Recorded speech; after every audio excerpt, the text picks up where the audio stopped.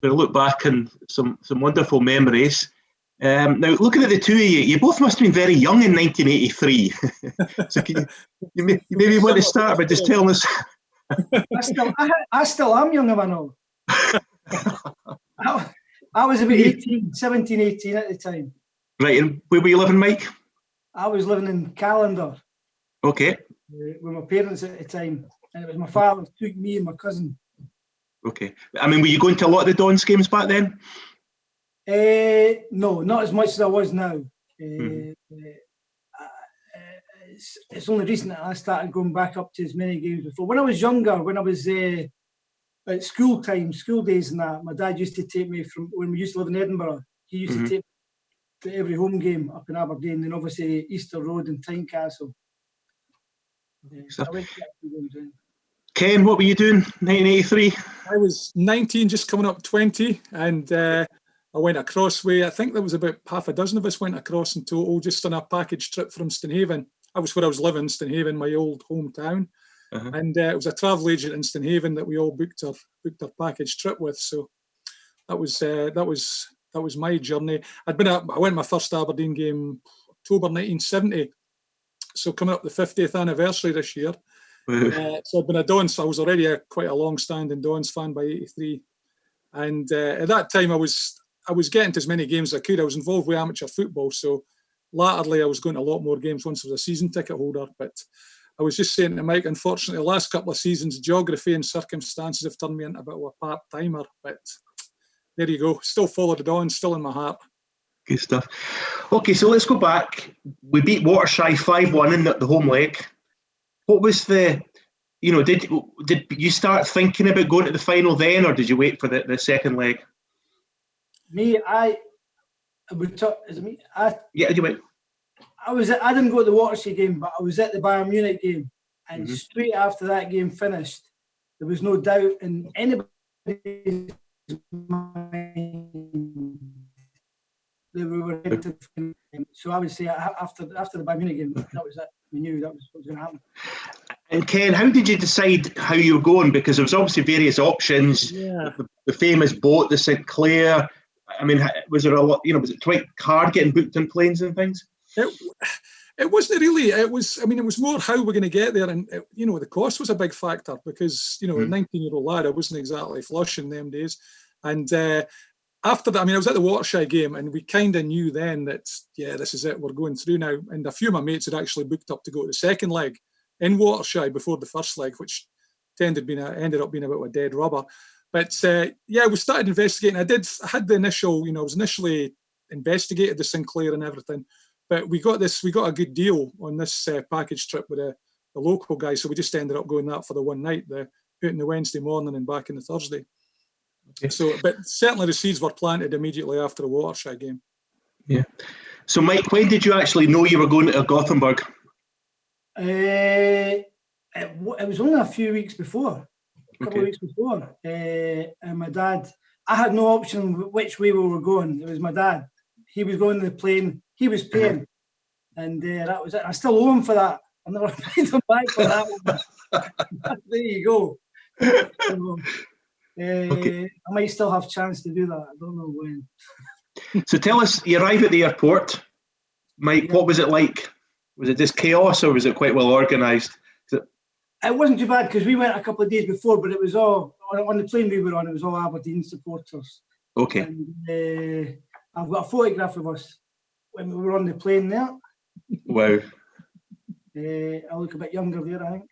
You've not changed a bit, Mike. That's my drinking days, anyway.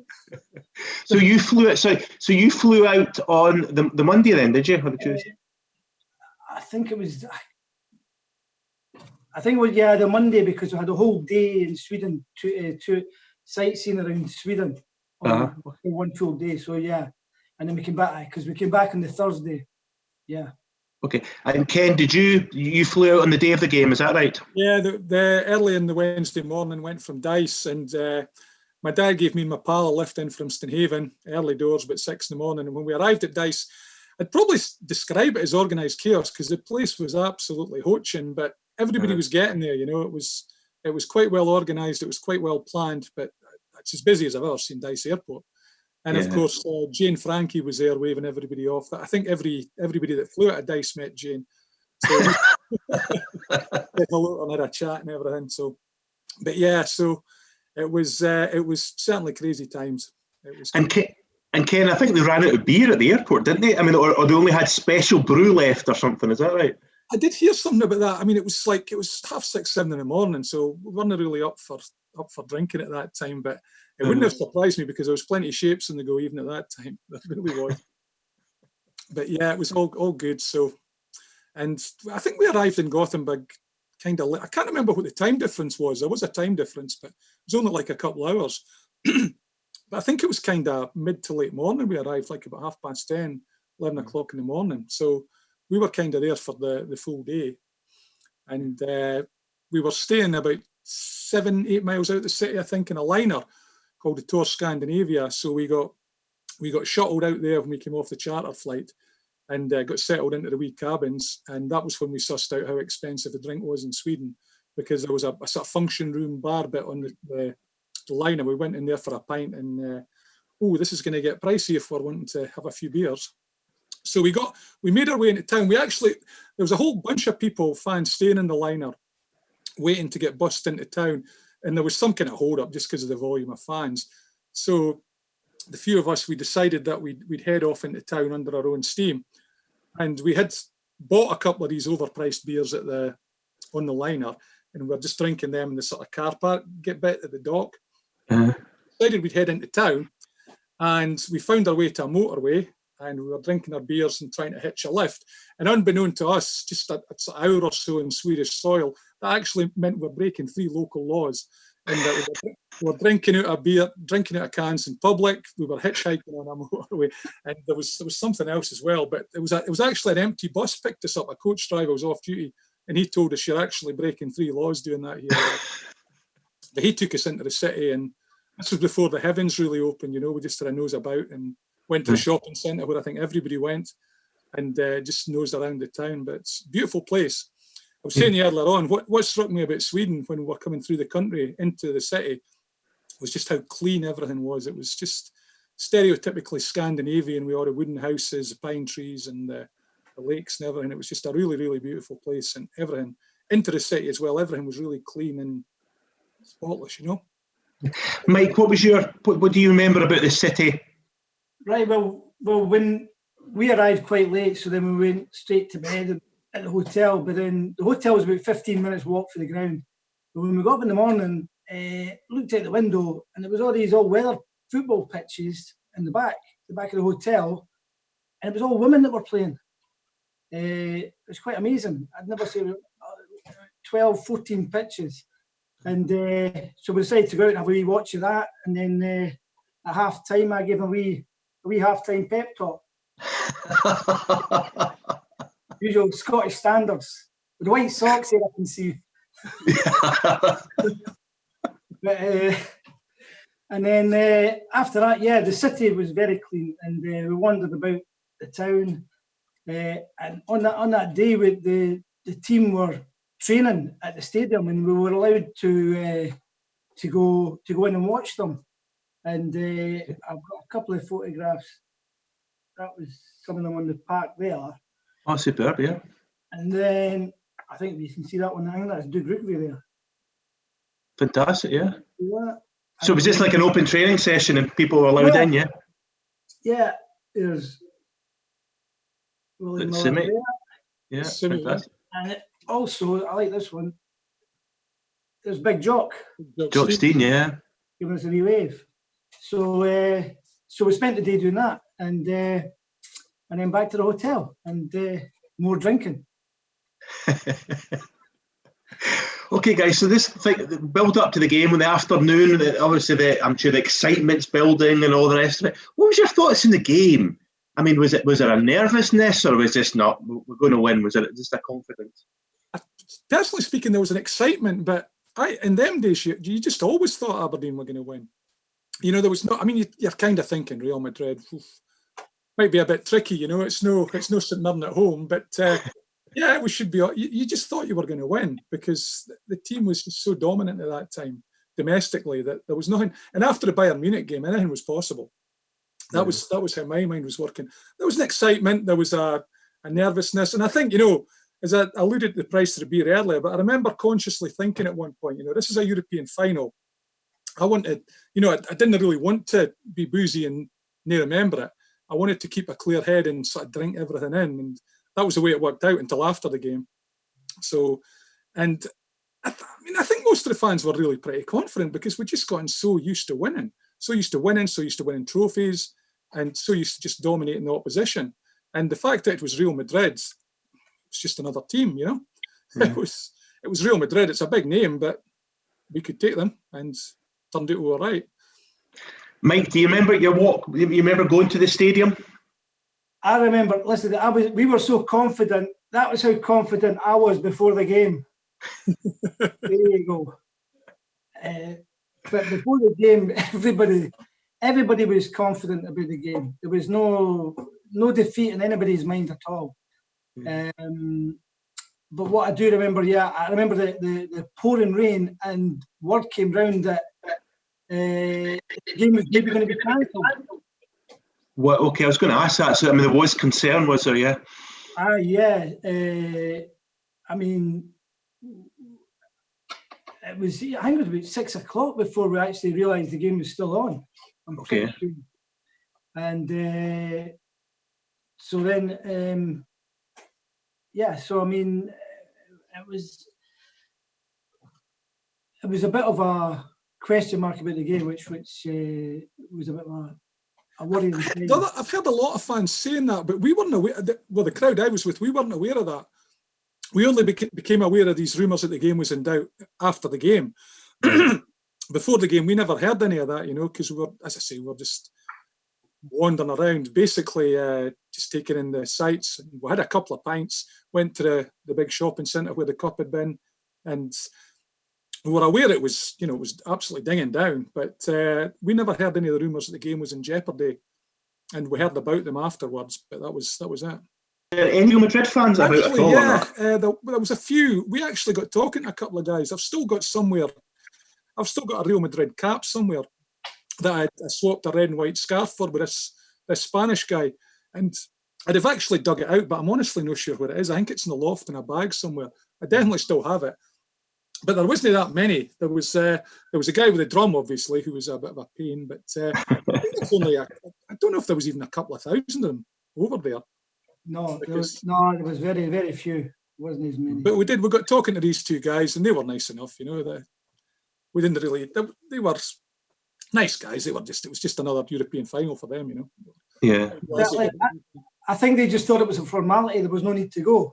But how wrong they were. Right, Yeah, and I think sadly, the weather, I think, probably put a lot of the Swedish people off. So the crowd was probably a lot lower because of the weather. What do you remember about arriving at the stadium? When I got to the stadium, I went and bought a programme, and it wasn't until I got inside the stadium that it was in Spanish or Swedish. The whole programme. One of them. That was sadly I never kept it. I probably should have, but no. You should have, Mike. I binned it in temper, and I got diddled out of that one. We got diddled with them as well, but I've still got my official couple of programmes somewhere as well. Again, everything's stashed away now. I should have taken the time to dig it all out. But yeah, the Spanish programmes I still have somewhere, and also a pennant with the team lineups on it and everything. But we arrived at the ground, and it was really it was kind of like a space age looking stadium to us in those days. We were used to Pittodrie, the Scottish stadiums and that, and this was something different with the sort of big slope and undulations and that. And it looked really quite space age to us, and of course there was the fountain outside that had just been opened that day or really, really quite recently, and that came into play after the game. But before the game, we just kind of wandered around the stadium, quite impressed by the architecture of it, and then we meandered our way inside. But we found it was where we were sitting. I think it was the same all the way around. It was the old beach end style benches. It wasn't. I guess it was '83, so.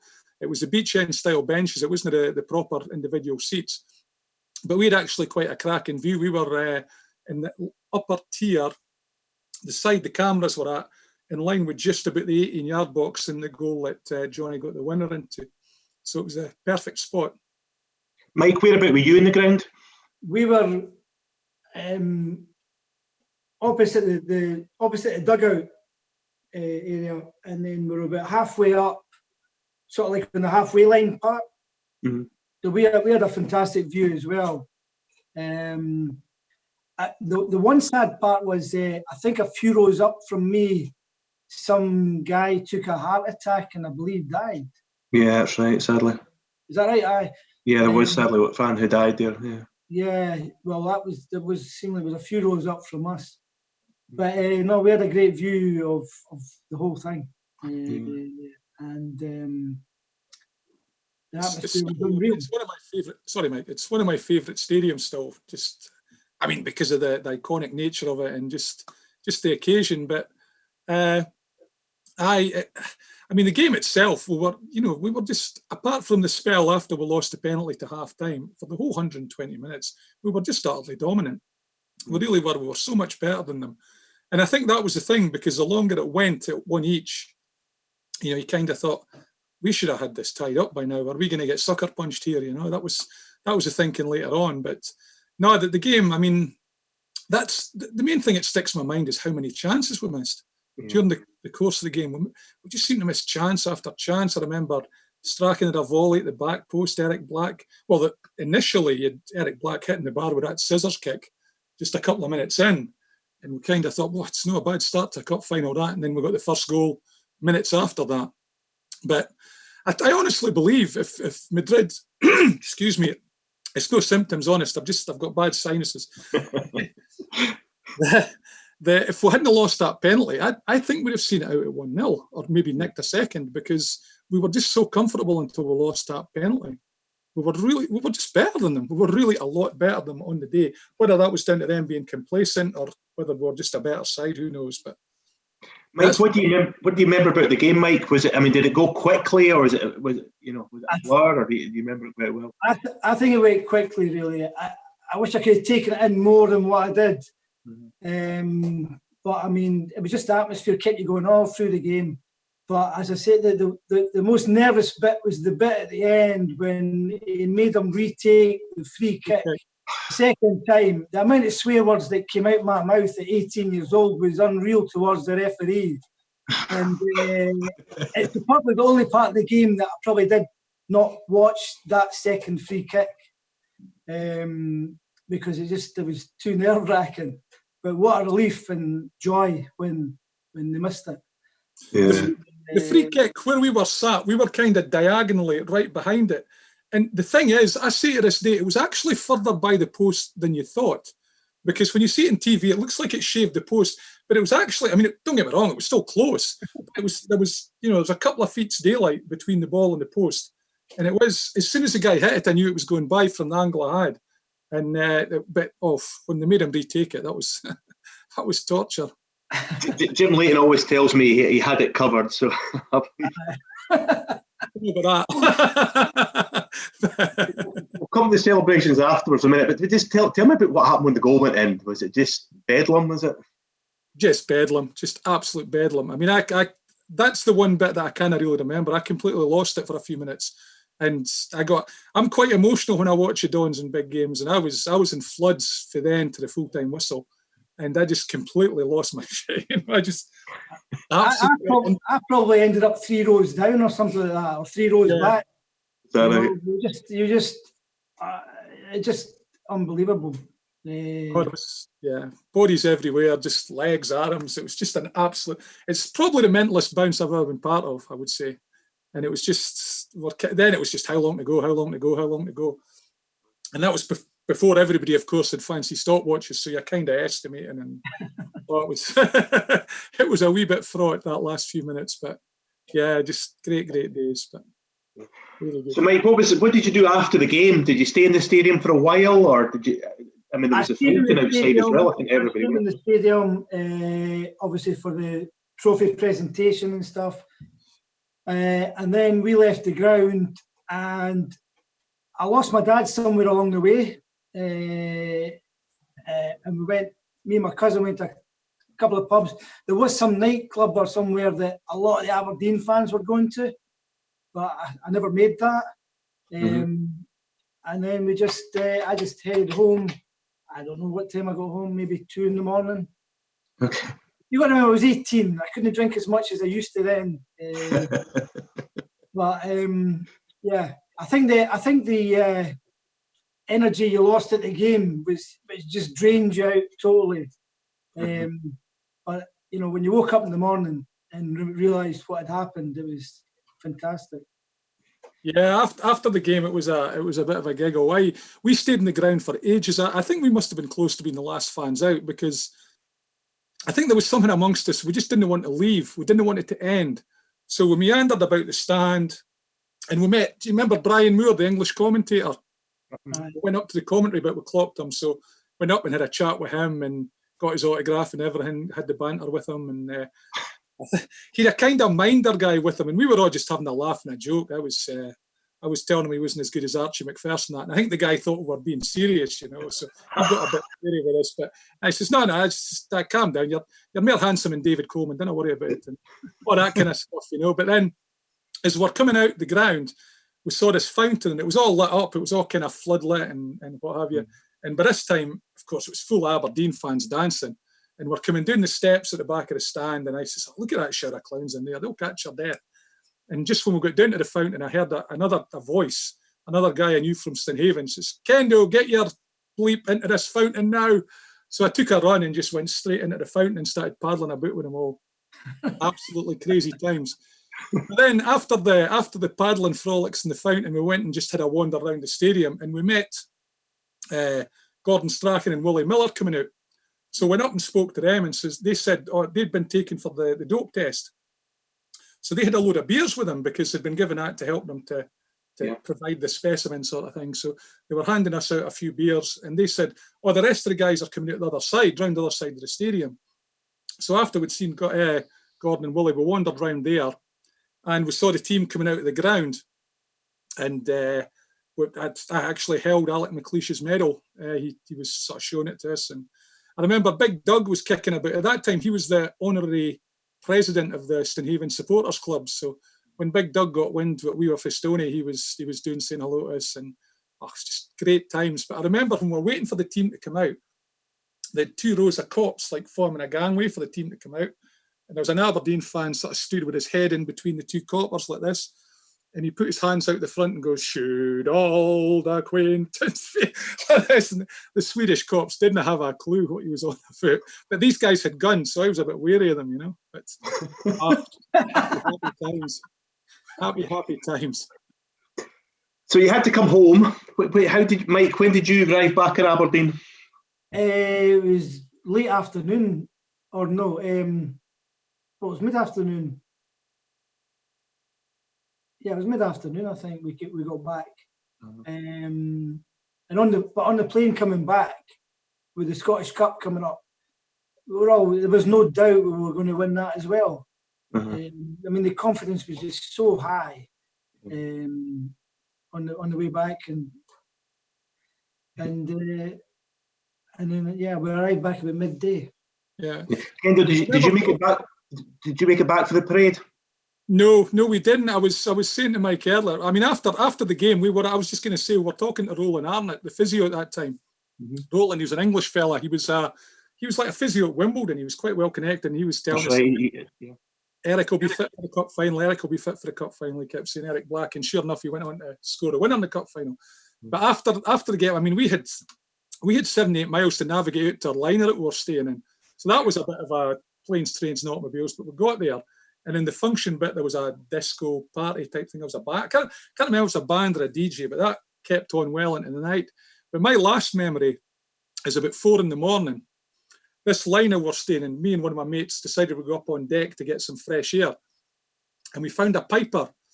And he could still play, but unfortunately he'd lost the use of his legs. So me and my mate got this piper stood up while he played and marched him around the deck. And after that, it was off to bed. But we were flying home the next day, and everybody was pretty rough by this time, because no matter the cost, we'd gotten torn into the Swedish bevy and the duty frees. So we arrived at the airport, and we were due to arrive back in Dice. I'm sure it was around about half an hour before the team, It was just before the team were due back in. So we had a couple of guys. Remember those big Adidas puffer jackets that Fergie and Archie used to wear? Mm-hmm. They were actually wearing that night. A couple of the guys in the flight had them. So our cunning plan was, when we stopped at Dice, we were going to put them off first. So they thought it was the team arriving and we'd get a big cheer. But sadly, our flight was delayed for about 4 hours. So we didn't get back in until, I think it was about tea time, about 5, 6 o'clock at night before we got back. So that was the only slightly disappointing aspect of it, because I think arriving back in time for the parade and the big welcome at Dice would have just been superb. But yeah. Mike, there was a game on the Saturday, because I don't know if you remember, we played Hibs. 5-0. We could actually still have won the league, although Dundee United beat Dundee. So, and then there was the cup final as well. So, Mike, were you at the cup final the week after? I was at the cup final, yeah. Wasn't it a great performance, but we won. So. I know. No, like I said, I mean, we went there and the confidence was just so high. I've never really known that kind of confidence since, really. I mean, it was just, you were there, you knew you were going to win. That was it. End of story. There was no defeat in the minds at all. And yeah. Kendall, just summing up, did the enormity of the success, did you appreciate what was going on at the time or not? Or as the years have gone by, it's become bigger or not? I would say up to a point we did, because it was a European final, it was Real Madrid, and that was still there. But as I said earlier, at that time, we were just so used to winning. We kind of thought, this is never going to end. You know, the folly of youth, 19-year-old. You think it's going to go on forever. And sadly, of course, that was not to be. But I do think there was something, I do remember thinking, we're not going to see many days like this, I don't think. But we're just so confident in the way the club was going at that time that there was always this kind of youthful, this will carry on for a bit yet. And up to a point it did, I suppose, but sadly things changed. Yeah. For me, I don't think I appreciated it as much as I should have done, not realising it was probably going to be maybe the only European trophy I would see Aberdeen win. But the best thing was, living in Callander, it was all Rangers and Celtic orientated there. So it was proud to go down with your scarf or your top on. Exactly, have something that you could say, we've done it now. I've seen it, you've not, to all my friends. Yeah. And that was probably the most enjoyable part of that. Guys, just summing up, Ken, what's your favourite memory of the trip? That's a hard one to pin down. I think it probably was meeting all the guys afterwards, because I remember, when Fergie came out with a trophy, I actually got a hold of the handle and held it up with him very briefly. But of course, there was security people got involved in that quite quick. I think that was probably the favourite part, and that was when it all really sank in that, we've done it. Because the game itself, it's a flurry of emotion, it's a bounce, it's a game, it's a sing-song. But afterwards, the dust settled and you're seeing the boys, you're seeing how much it meant to them, and Fergie, who was just a god at that time, and still is, and you saw how much it meant to him to win a European trophy. And I think that was when, saying earlier on about grasping truly what we'd achieved and seeing how much it meant to people like that, and to like the manager, like the players, like your Willie Millers, Gordon Strachan's, guys like that, seeing how important an achievement it was for them. That was probably my favourite bit, because that was the realisation that we've just done something pretty big. Something that nobody's done since, beating Real Madrid in a European final. We're still the last. Mike, what was your favourite memory, apart from meeting the Swedish football team? My favourite memory is probably meeting the women's football team, I think. You can't beat that 18-year-old. But no, I think the camaraderie and everything like that, just the build-up, the excitement, and the glory feeling of winning the trophy and seeing that happen, it was just fantastic. It was just the ooze of confidence that we had, which I've not seen very many times since. But it was just fantastic. And being with my father was it's a memory I'll be able to keep that forever. And I still have to pay him back, as I say. You better hope he doesn't ask for interest. Well, listen, guys, both of you can say you were there.